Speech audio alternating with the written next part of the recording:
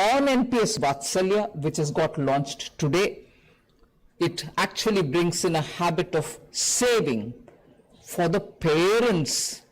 It's a saving habit of the parents who can put the money for the children. Children can, of course, have their own little piggy banks, or what do you call it? Gulak?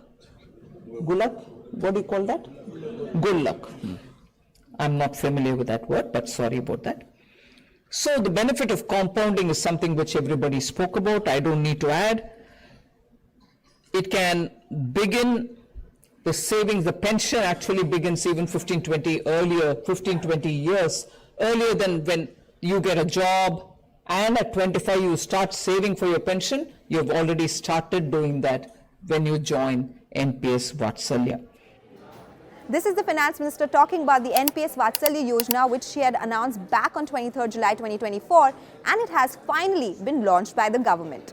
This is meant for parents who wish to create long-term corpus for their children and aims to create the kind of returns that regular NPS or the National Pension Scheme funds create over the long term. But should you as a parent go for it? Well, let's start with the basic details first. Parents can open this account for child from birth up to 18 years of age. The account is to be opened in the minor's name and will be operated by the guardian, while minor will be the sole beneficiary. Now, this Vatsalya account will turn to regular NPS account when the child turns 18, and after that the money will stay in lock-in till the age of 60 years. A parent can open it via banks. A lot of them have already started this service. eNPS portal, India Post pension funds as well.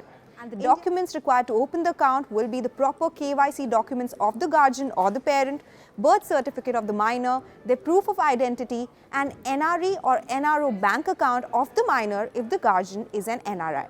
And the minimum contribution to this account would be 1,000 rupees per annum, and there is no maximum limit for the same. But what if someone needs some of their money back before 18 years? They can get a part of it. The option is available 3 years after you open the NPS Vatsalya account, and up to 25% of the corpus is available for withdrawal, but it is only for specific purposes like education, medical treatment for illness, disabilities, and this option can be exercised thrice before the subscriber turns 18. But what about withdrawal after 60 years? Now, 60% of the corpus can be withdrawn, and this will be tax-free, while the remaining 40% is converted to annuity payments for the subscriber. And can subscribers exit the scheme once they turn 18? They absolutely can.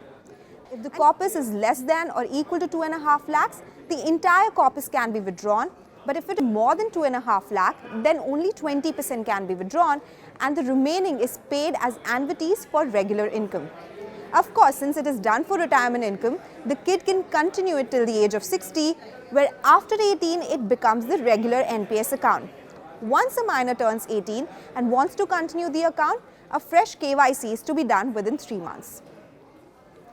But in case of an unfortunate case of death of the minor, the entire corpus is returned to the guardian. In case of death of the guardian, another guardian can be registered by a fresh KYC. And in case of death of both the parents, legal guardian can continue with or without making contributions until subscribers attains the age of 18 years. NPS usually has tax benefits, deductions available, but what about NPS Vatsalya? There is no clarity which is available on the same, and the document does not mention any tax benefits so far. But to the main question, how much money would the minor make at the end of 18 years and 60 years? Let's look at the calculations. Now remember, a large chunk of the money is invested in equities, with default investments at 50%, which can go up to 75% in equities as well. And the return has been around 10 to 12% on NPS so far. Considering that, we can look at different scenarios. If the return rate is 10% and one is investing 10,000 per year, so at the end of 18 years, the corpus would be 5 lakhs. And at the end of 60 years, it would be 2.75 crore rupees. But if the return is improved to 11.6%, which has been a historical return with default rates, corpus would be around 6 crore rupees. And if the returns are 12.86%, which is when equity component is very high, corpus would be as high as 11.05 crores at the end of 60 years. That is the power of compounding. So the benefits include the provision of a big amount for your child's retirement, where equity part of the portfolio takes care of good returns. But of course, big disadvantage is the locked-in money till 60 years. For many, that would not be suitable and they would rather look at investing in mutual funds or other instruments. But it all depends on an individual's goals, risk appetite and portfolio allocation.